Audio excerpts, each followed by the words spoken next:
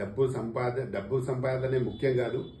వాళ్ళు నిజంగా చెప్పాలంటే వాళ్ళు ఎంతో కష్టపడి సంపాదించుకునే డబ్బులు మీకు కట్టారు, వాళ్ళ ఉసురు తగ్గుతుంది మీకు.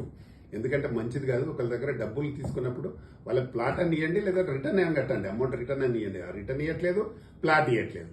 ప్లస్ చాలా మంది కార్మికులకు ప్లాట్ ఇవ్వట్లేదు. ఇది 100% తప్పు. మీరు ఎంత సంపాదించినా మీరు వెళ్ళేటప్పుడు ఎవరు మేము ఇప్పుడు మనం సంపాదించినా మనం వెళ్ళేటప్పుడు ఏం తీసుకుపోరు, జస్ట్ పేరు మాత్రమే తీసుకుపోతారు. కాబట్టి జాగ్రత్తగా వహించండి. అంటే మనం లీడర్ కావడమే కాదు, వాళ్ళ క్షేమం కూడా కోరాలి, కార్మికుల క్షేమం కూడా చూడాలి. తప్పకుండా దీన్ని ఎట్టి పరిస్థితిలో మీరు వాళ్ళ డబ్బును వెనక్కిచ్చే పరిస్థితి చేయండి. చాలామంది నా దగ్గరకు వచ్చి కాంప్లైంట్ చేసినారు. మీరు వాళ్ళందరూ ఇస్తానంటే నేను అందరూ తీసుకొని వస్తాను మీ దగ్గరికి. వాళ్ళకి డబ్బులు ఇవ్వండి, లేదంటే ప్లాట్ ఇవ్వండి. మీరు ఏమి ఇస్తానారో అది ఇవ్వండి. డబ్బులు కట్టిన వారికి కూడా ఇవ్వట్లేదు. చాలా మంది కట్టని వాళ్ళు ఉన్నారు. వాళ్ళందరూ తెలంగాణలో పుట్టి తెలంగాణ ఉన్న కార్మికులు కూడా చాలా మందికి ఇవ్వాలి. తెలంగాణలో మన చిత్రపూరి కాలనీ ఉంటుంది, తెలంగాణ కార్మికులకు మనం ఇయ్యం. ఇది ఎంతవరకు కరెక్ట్ కాదు. 100% వాళ్ళందరికీ ఇవ్వాల్సిందిగా నేను కోరుతున్నా.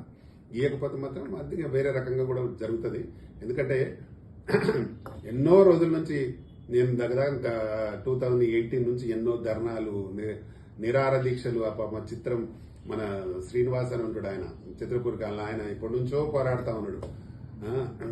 ఇట్లా చాలా మంది పోరాడుతున్నారు. మొన్న కూడా నేను ఆయన అందరం కలిసి ధర్నా చేయడం జరిగింది.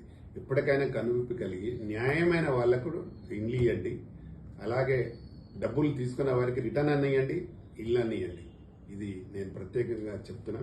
ఎందుకంటే ఇండస్ట్రీలో బ్రతికే పేదవాడికి ఖచ్చితంగా ఆ ఇల్లు ఉండాలనేదే అప్పుడు ప్రభుత్వం ఇచ్చింది. ఆ ప్రభాకర్ రెడ్డి గారు తీసుకొచ్చారు.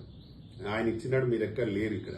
ఆయన తీసుకొచ్చినాడు, మీరు అనిల్ లేడు. ఇక అనిల్ వచ్చిందే ఆ కుమర వెంకటేష్ దగ్గర చిన్న పని కోసం ఉండి ఈరోజు కోట్ల రూపాయలు సంపాదించి అందరినీ దోచుకునే పరిస్థితికి వచ్చింది. కరెక్ట్ కాదు.